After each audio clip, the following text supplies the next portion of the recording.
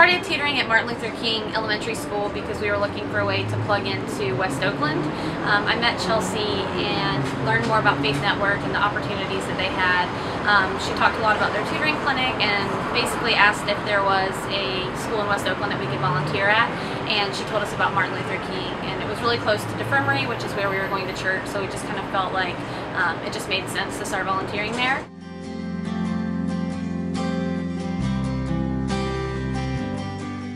Really happy about the reading clinic. It's definitely been something that the children look forward to, and when you see the children happy, oh, I just finished reading this book, I know this, and you see the excitement in their eyes, that's when you know that the program is working to its best of ability. So I'm really happy to have the reading program at MLK.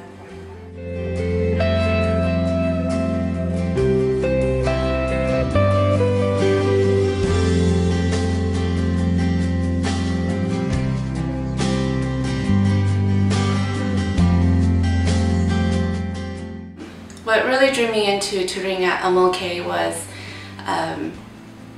the fact that, like, we've been working in West Oakland as a church for a really long time, but it's really intimidating still for me to have conversations with people, and so joining the tutoring group lets me spend time with one person who lives in West Oakland and get to know them a little bit better.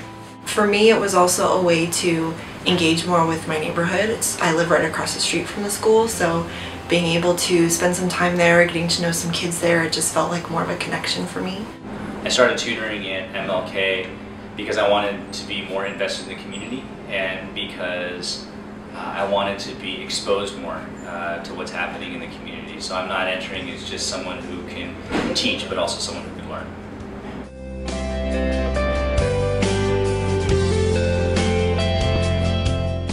I mostly worked during the weeks with a student named Jasari. I heard about his family background and what he might be going through in class, at school, or at home. And that was a really valuable time just to connect, even before we got into reading lessons. Working with Michaela, she was one of the sweetest girls I've ever met, very eager to learn.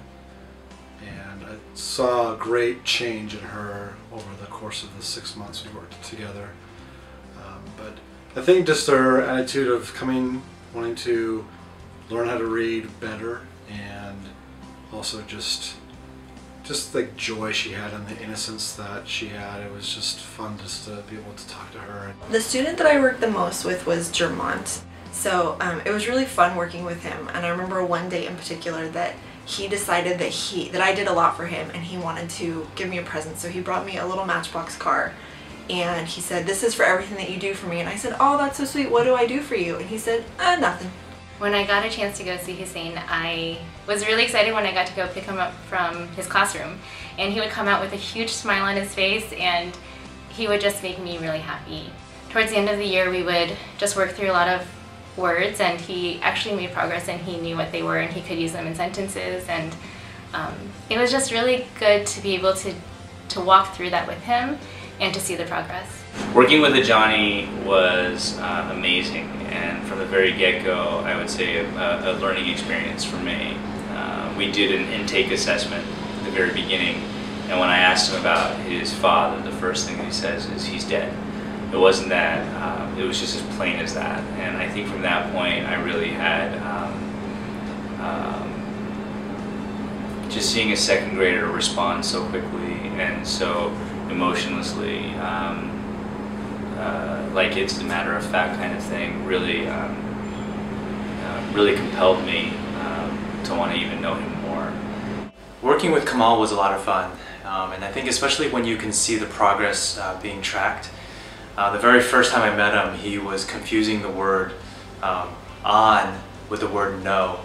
And I could just see early on it would be a huge challenge, but sometime down the road he actually learned the word different, which is actually a pretty hard word. And I just remember his eyes lighting up, and how you could just see that that was really empowering him and giving him more confidence.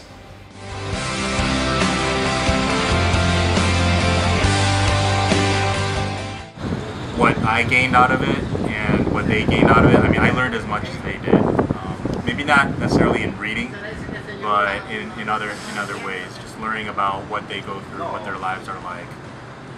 I think for me it was just realizing that this is a community effort, and being a part of this community and living within the community to do this helped me understand applicable ways to be practical in helping this community and the students succeed. I really enjoyed working with different people from Convergence and seeing the kids really bond with them, and just working towards a similar goal was a really great experience. I'm learning how to laugh again like a child, almost to be childlike. I'm learning about brokenness, and I'm learning about how to not just instill knowledge into a child, but really care for them, and realizing that caring for them actually makes a world of difference in them being able to succeed in life or even grow in life. And so it's helped reinstill in me a humanity. For me, the biggest thing I realized was just how big of an impact you could have actually on not only a kid, but their family as well. MLK is a school where probably at least half of the parents have never even finished high school. So when you give a kid the ability to read at grade level, making them more confident in the classroom, you actually give them this chance to make a generational impact, not only on their own parents, but on their future generations and their kids as well. But what sticks with me the most are actually the problem kids.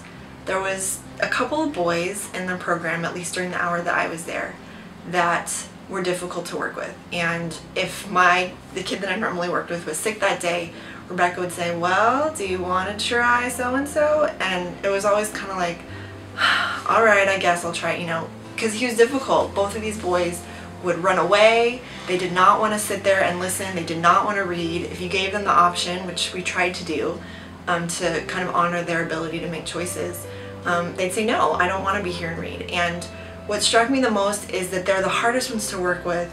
It was difficult to sit down, to get their attention, to get them to trust you and listen, and they had such a hard time with it. But I really feel like those are the boys that all these statistics are about. These boys that don't read, that are going to end up, filling up the jails that the reading statistics are used to create. And that's what makes me really sad. And I finished this year with this lingering question of how to really approach those boys, the ones that are difficult to work with, are not motivated and not interested, but are the ones that really need it the most. And I'm still not quite sure how to approach that.